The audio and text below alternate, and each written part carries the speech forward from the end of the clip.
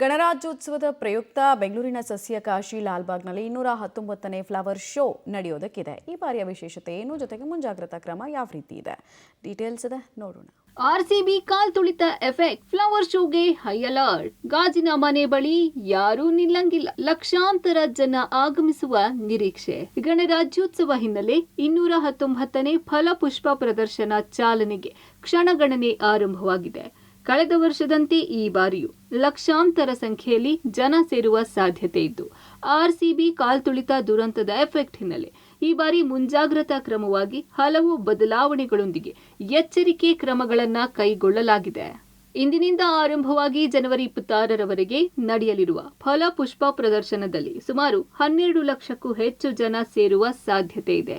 ಅದರಲ್ಲೂ ವೀಕೆಂಡ್ ಮತ್ತು ರಜಾ ದಿನಗಳಲ್ಲಿ ಸಾಮಾನ್ಯ ದಿನಕ್ಕಿಂತ ಹೆಚ್ಚಿನ ಸಂಖ್ಯೆಯ ಜನ ಆಗಮಿಸುವ ಸಾಧ್ಯತೆ ಇದೆ. ಇದೇ ಕಾರಣಕ್ಕೆ ಜನ ಹೆಚ್ಚಾಗಿ ಅಲ್ಲಲ್ಲಿ ನಿಂತುಕೊಂಡು ಸಮಸ್ಯೆಯಾಗದಿರಲು ಭದ್ರತೆಯನ್ನು ಹೆಚ್ಚಿಸಲಾಗಿದೆ. ಎಂಟ್ರಿ ಮತ್ತು ಎಕ್ಸಿಟ್ಗಳ ಕಡೆ ಹೆಚ್ಚಿನ ಗಮನ ಕೊಟ್ಟಿದ್ದಾರೆ. ಪುಷ್ಪ ಪ್ರದರ್ಶನದ ಪ್ರಮುಖ ಆಕರ್ಷಣೆಯೇ ಗಾಜಿನ ಮನೆ ಬಳಿ. ಈ ಬಾರಿ ಹೆಚ್ಚಿನ ಮುಂಜಾಗ್ರತಾ ಕ್ರಮ ಕೈಗೊಳ್ಳಲಾಗಿದೆ. ಇಷ್ಟು ವರ್ಷ ಪ್ರವಾಸಿಗರಿಗೆ ಇಲ್ಲಿ ನಿಲ್ಲಲು ಅವಕಾಶ ಕಲ್ಪಿಸಲಾಗಿತ್ತು. ನಿಂತ ಜನ ಬೇರೆ ಕಡೆ ಹೋಗದ ಕಾರಣ ಒಂದೇ ಕಡೆ ಹೆಚ್ಚು ಜನ ಸೇರಿ ಸಮಸ್ಯೆಯಾಗಿತ್ತು. ಸದ್ಯ ಈ ಸಮಸ್ಯೆ ತಪ್ಪಿಸುವ ಕಾರಣಕ್ಕೆ ಈ ಬಾರಿ ಗಾಜಿನ ಮನೆ ಸುತ್ತಲೂ ನೋ ಮ್ಯಾನ್ ಝೋನ್ ಮಾಡಿದ್ದು, ಜನ ಎಲ್ಲೂ ನಿಲ್ಲದೆ ಸಾಗುವಂತೆ ಸಿದ್ಧತೆ ಮಾಡಲಾಗಿದೆ.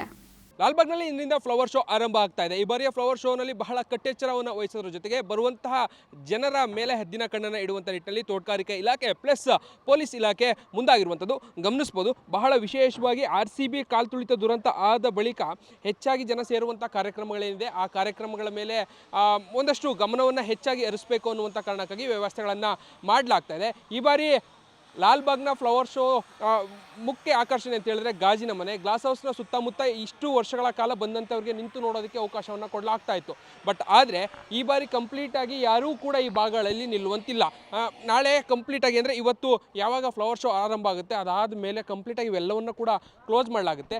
ಕೇವಲ ಒಂದೇ ಒಂದು ಭಾಗ ಎಡಭಾಗದಲ್ಲಿ ಏನಿದೆ, ಎಡಭಾಗದ ಆ ಮೂಲೆಯಲ್ಲಿ ಎಂಟ್ರಿಯನ್ನು ಕೊಡಲಾಗುತ್ತೆ.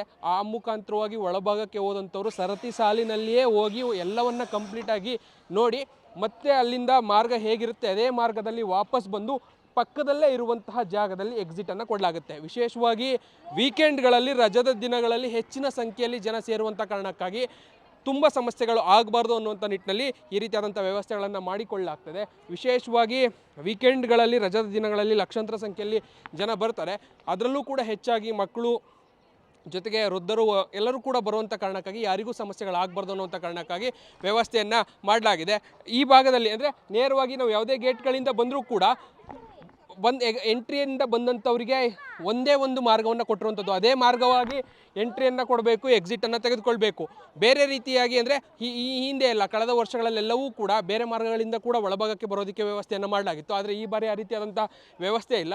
ಕೇವಲ ಬಂದಂಥವರು ಒಂದೇ ಮಾರ್ಗದಲ್ಲಿ ಬರಬೇಕು, ಸರತಿ ಸಾಲಿನಲ್ಲಿ ಬಂದು ಎಂಟ್ರಿಯನ್ನು ತೆಗೆದುಕೊಳ್ಬೇಕು, ನೇರವಾಗಿ ಒಳಭಾಗಕ್ಕೆ ಹೋಗಿ ಅದನ್ನು ಕಂಪ್ಲೀಟಾಗಿ ಸುತ್ತುವರೆದು ಆನಂತರ ವಾಪಸ್ ಎಕ್ಸಿಟ್ ಆಗಿ ಅವ್ರು ಯಾವ ಮಾರ್ಗ ಇದೆ ಅದೇ ಮಾರ್ಗದಲ್ಲಿ ಬಂದು ವಾಪಸ್ ಹೋಗಬೇಕಿರುತ್ತೆ.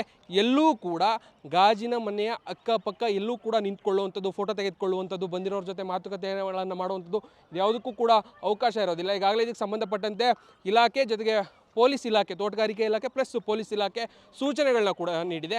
ನಾಳೆ ಅಧಿಕಾರಿಗಳು ಕೂಡ ಇದೇ ಭಾಗದಲ್ಲಿ ನಿಂತು ಬರುವಂಥವ್ರಿಗೆ ಆ ಬಗ್ಗೆ ಮಾಹಿತಿಗಳನ್ನು ನೀಡುವಂಥ ಕೆಲಸವನ್ನು ಮಾಡಿದ್ದಾರೆ. ಇನ್ನು ಪೂರ್ತಿ ಲಾಲ್ಬಾಗ್ನಲ್ಲಿ 135ಕ್ಕೂ ಹೆಚ್ಚು ಸಿಸಿ ಕ್ಯಾಮೆರಾ ಅಳವಡಿಕೆ ಮಾಡಲಾಗಿದೆ. ಅಲ್ಲದೆ ಪ್ರದೇಶದ ಇತರೆ ಕಡೆಯೂ ಬೇರೆ ಕಾರ್ಯಕ್ರಮಗಳ ಆಯೋಜನೆ ಮೂಲಕ ಜನರನ್ನ ಅಲ್ಲಲ್ಲಿ ಡೈವರ್ಟ್ ಮಾಡುವ ತಯಾರಿ ಕೂಡ ಆಗಿದ್ದು, ಯಾವುದೇ ಅಹಿತಕರ ಘಟನೆ ನಡೆಯದಂತೆ ಎಚ್ಚರಿಕೆ ವಹಿಸಲಾಗಿದೆ.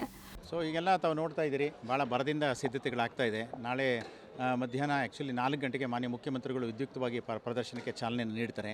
ಈಗಾಗಲೇ 80% ಕಾರ್ಯಗಳು ಮುಗಿದಿದೆ. ಸೊ ಭಾಳಷ್ಟು ಕಡೆಯಿಂದ ಹೂಗಳು ಮತ್ತು ಗಿಡಗಳು ಮತ್ತು ಇಲ್ಲಿ ನೋಡ್ತಾ ಇರ್ತಿರ್ತಾವೆ ಬರೀ artistic futures connected to Tejaswi ಅವೆಲ್ಲವೂ ಕೂಡ ಬಂದಿವೆ. ಅವೆಲ್ಲವನ್ನೂ ಕೂಡ ಭಾಳ ನಿಸರ್ಗದತ್ತವಾಗಿ ಮಾಡಬೇಕು ಅಂತಕ್ಕಂಥದ್ದು ನಮ್ಮ ಬಯಕೆ. ಸೊ ಯಾಕೆಂದರೆ ತೇಜಸ್ವಿ ಅವರ ಹಿನ್ನೆಲೆ ಕೂಡ ಹಾಗೇ ಇದೆ. ಸೊ ಅದರಿಂದ ಸುಮಾರು 1,500ಕ್ಕೂ ಹೆಚ್ಚು ನಮ್ಮ ನುರಿತ ತೋಟಗಾರಿಕೆ ಸಿಬ್ಬಂದಿಗಳಿರ್ಬೋದು, ಕಲಾವಿದರಿರ್ಬೋದು, ಎಲ್ಲರೂ ಸೇರಿ ವರ್ಕ್ ಮಾಡ್ತಾ ಇದ್ದಾರೆ. ಅದೆಲ್ಲರ ಉಸ್ತುವಾರಿಯನ್ನು ಈಗ ನಾವು ವಹಿಸ್ತಾ ಇದ್ದೀವಿ. ಖಂಡಿತ ನಾಳೆ 11 ಗಂಟೆ ಒಳಗಡೆ ಎಲ್ಲವೂ ಕೂಡ ಸಿದ್ಧತೆಯ ಒಂದು ಅಂತಿಮ ಹಂತವನ್ನು ತಲುಪುತ್ತೆ ಸರ್. ಒಟ್ಟಾರೆ ಈ ಬಾರಿ ಕೆಪಿ ಪೂರ್ಣಚಂದ್ರ ತೇಜಸ್ವಿಯವರ ಬದುಕು ಬರಹ ಕುರಿತು ಆಯೋಜನೆಯಾಗಿರುವ ಫಲ ಪುಷ್ಪ ಪ್ರದರ್ಶನ ಜನರನ್ನ ಹೆಚ್ಚು ಆಕರ್ಷಿಸಲಿದ್ದು 12 ದಿನಗಳ ಕಾಲ ಪ್ರವಾಸಿಗರಿಗೆ ಕಣ್ಮನ ಸೆಳೆಯಲಿದೆ. Raghu Mariswamy, metro bureau, public TV, Bengaluru.